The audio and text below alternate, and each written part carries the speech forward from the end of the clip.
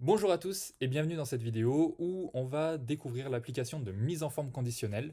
L'objectif c'est de faire apparaître des tendances dans les valeurs de façon visuelle sur Excel et pour cela on va l'appliquer à un ensemble de notes que des étudiants auraient obtenues. On se retrouve tout de suite sur Excel. On se retrouve donc sur Excel et on peut voir qu'ici j'ai dupliqué plusieurs fois ma liste en fait de notes pour pouvoir faire différentes analyses et différentes mises en forme conditionnelles sur chacune de ces listes-là. La première, ça va être par rapport aux valeurs. Donc, je sélectionne mes données et je vais dans nuances de couleur dans mise en forme conditionnelle. Et on peut voir que directement, mes valeurs, en fait, les plus élevées se mettent en vert et les plus basses se mettent en rouge, ce qui permet visuellement d'avoir quelque chose d'assez intéressant. De la même façon ici, j'ai plusieurs solutions. Ici, j'ai mis le plus élevé en vert, le moins en rouge, sans le jaune au milieu. Et je peux ensuite trier mes notes pour avoir visuellement, en ordre croissant ou décroissant, pour avoir visuellement cette dispersion de couleurs. Une deuxième option assez similaire, ça va être avec les barres de données. On sélectionne à nouveau, on va dans barres de données et on va sélectionner par exemple n'importe quelle couleur ici. Et on peut voir que ça va remplir plus ou moins notre case en fonction de la valeur de la note. Donc vous avez plusieurs couleurs, vous pouvez tester un petit peu les choses.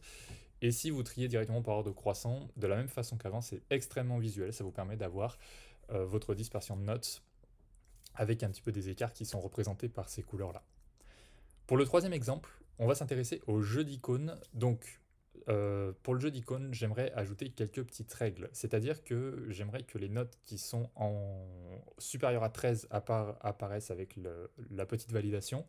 Les notes entre 9 et 13 apparaissent avec le petit point d'exclamation, attention.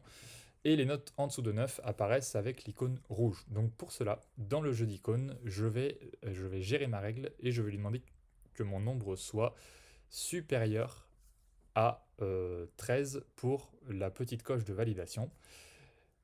Et pour celui-ci, je vais demander que ce soit supérieur à 9. Il faut bien penser à mes types nombres parce que par défaut, il va vous régler un pourcentage. Donc il faut bien régler en type nombre. Et ici, une fois que je valide, on peut voir que toutes mes notes supérieures à 13 apparaissent bien avec mon petite coche verte et ainsi de suite. Là, je vais trier les notes et ça va nous permettre visuellement de bien constater tout ça. Donc, par ordre décroissant, par exemple, vous avez bien à partir de 13 le point d'exclamation qui apparaît et à partir de 9, les croix rouges qui apparaissent. Règle suivante, les 10 valeurs, les 10% les plus élevés. Donc, on va dans mise en forme conditionnelle, les plus élevés, et on va demander de faire apparaître en vert ici les 10% les plus élevés en termes de valeur. Je vais également faire les 10% les moins élevés, comme ça on pourra voir où c'est. Donc mise en forme conditionnelle, règle de valeur, 10% les moins élevés. Et cette fois-ci, je vais le mettre plutôt en rouge. Donc on choisit à chaque fois comment est-ce qu'on le remplit. Je vais le mettre plutôt en rouge. Et voilà. Point suivant, pour les valeurs supérieures à la moyenne. Donc toujours, je sélectionne, on va dans règles de valeur haute-basse et je vais demander les valeurs supérieures à la moyenne. Je vais lui demander de les faire apparaître en jaune ici, de sorte à voilà, avoir un visuel un petit peu différent des autres. Et ici en jaune, automatiquement, mes valeurs supérieures à la moyenne apparaissent directement. Donc ça, c'est des raccourcis assez intéressants sur Excel de calcul un petit peu automatique. Et enfin, pour mon dernier cas d'usage, je vais faire une étude sur le. J'aimerais faire une mise en forme conditionnelle sur le texte parce que peut-être que ce n'est pas trié par promotion, donc je vais lui demander une nouvelle règle. Et mon but, c'est que. Donc je vais dans classique, et mon but, c'est que lorsque classe 1 est affichée, j'ai une certaine couleur, et lorsque c'est classe 2, j'ai une autre couleur. Donc on va lui demander uniquement aux cellules qui contiennent un texte, et le texte que je vais demander dans un premier temps, ça va être le texte classe 1.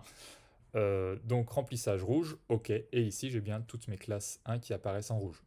Je recommence la manipulation, donc dans classique, appliquer une mise en forme uniquement aux cellules qui contiennent du texte spécifique, je vais lui indiquer classe 2 et je vais lui appliquer une couleur, comme par exemple le jaune ici.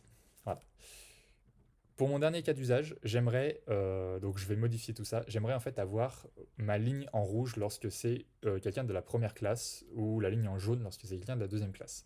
Je vais effacer les deux règles que je viens de faire, et je vais vous montrer comment faire. Donc vous sélectionnez tout votre tableau, et on va aller dans classique à nouveau. Sauf que cette fois-ci, je vais lui demander d'insérer une formule par rapport à ça. Donc ma formule, ça va être égal, et je sélectionne ma cellule que je vais tester, donc ici U3, j'enlève le dollar parce que quand je vais descendre ma formule, il faut que la ligne puisse suivre, donc la formule va se descendre automatiquement. Et je vais lui dire égal à classe 1. Je laisse mon remplissage rouge ici, je fais OK, et on peut voir donc que toutes les personnes dans la classe 1 ont bien leur ligne en rouge. Je refais exactement la même manipulation un petit peu plus vite pour la classe 2. Je vais faire égal, donc ma cellule U3 sans le dollar, et je vais mettre à nouveau un égal avec classe 2. Je choisis comme tout à l'heure ma couleur, donc ici je vais mettre par exemple du vert. Ok, et donc j'ai bien toutes les personnes dans la classe 1 apparaissent en rouge, les personnes dans la classe 2 apparaissent en vert. Voilà. Vous avez donc un tableau de bord avec plein de mises en forme conditionnelles différentes. Merci d'avoir suivi cette vidéo. N'hésitez pas à vous abonner à la chaîne pour suivre les prochaines techniques de productivité que je vais partager ici, que ce soit sur Excel ou sur d'autres logiciels. Vous pouvez découvrir mon livre Excel disponible sur Amazon pour construire des Excel adaptés à votre besoin. Je vous remercie et à bientôt.